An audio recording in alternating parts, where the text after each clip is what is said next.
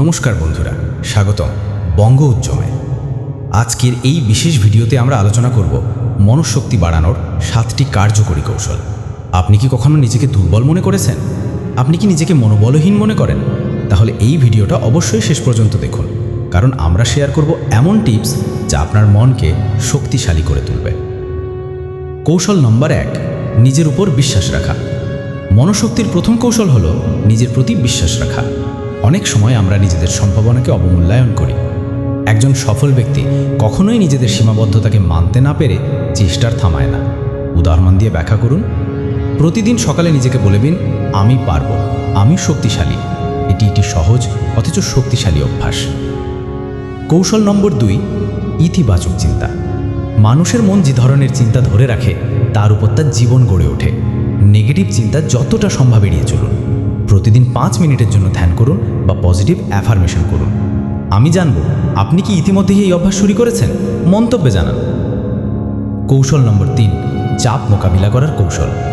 চাপ থেকে মুক্তি পাওয়া খুব গুরুত্বপূর্ণ।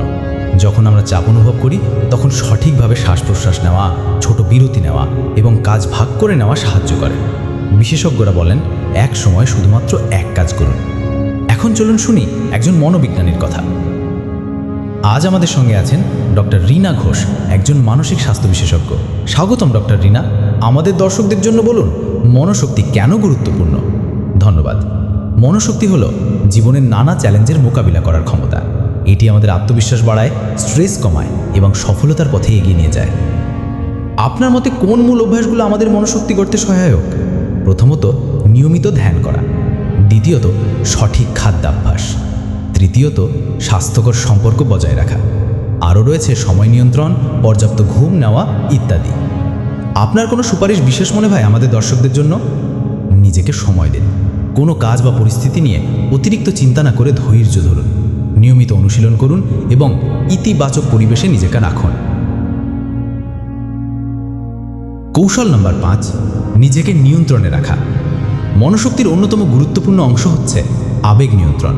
রেগে গেলে অথবা দুশ্চিন্তায় পড়লে পরিস্থিতি আরও খারাপ হয়। সৎ চিন্তা করুন, ধৈর্য ধরুন এবং পরিস্থিতি বিশ্লেষণ করে সঠিক পদক্ষেপ নিন। কৌশল নম্বর 6, নিয়মিত শারীরিক ব্যায়াম। শারীরিক স্বাস্থ্য এবং মানসিক স্বাস্থ্য একে অপরের পরিপূরক। প্রতিদিন নিয়মিত হাঁটা, যোগাসন বা জিমে যাওয়া মনকে সতেজ রাখে। অনেক গবেষণায় প্রমাণিত শারীরিক ব্যায়াম মানসিক চাপ কমায়। কৌশল নম্বর 7, সৃজনশীল কাজ করা। চিত্রাঙ্কন, লেখালেখি, গান তৈরি এগুলো মনকে ইতিবাচকভাবে ব্যস্ত রাখে। নিজের সৃজনশীলতা প্রকাশ করলে মনোবল ও আত্মবিশ্বাস বৃদ্ধি পায়। আজ আমরা শিখলাম মনোশক্তি গড়ার 7টি কার্যকরী কৌশল। 1, নিজের প্রতি বিশ্বাস রাখা। 2, ইতিবাচক চিন্তা। 3, চাপ মোকাবিলা করার কৌশল। 4, নির্দিষ্ট লক্ষ্য স্থির করা। 5, নিজেকে নিয়ন্ত্রণে রাখা। 6, নিয়মিত শারীরিক ব্যায়াম। 7, সৃজনশীল কাজ করা। আপনারা যদি এই ভিডিওটি উপভোগ করে থাকেন এবং আপনার মনোবল শক্তিশালী করতে সাহায্য পেয়ে থাকেন তাহলে নিচে সাবস্ক্রাইব বাটনে ক্লিক করুন, লাইক দিন এবং শেয়ার করুন আপনার বন্ধুদের সঙ্গে। কমেন্টে জানাবেন আপনার প্রিয় কৌশল কোনটা। আপনার চ্যানেলে নিয়মিত আসুন, কারণ আমরা আনা থাকবো আরও গুরুত্বপূর্ণ ও প্রেরণাদায়ক ভিডিও। ধন্যবাদ বন্ধুরা, সুস্থ থাকুন, মনোবল রাখুন।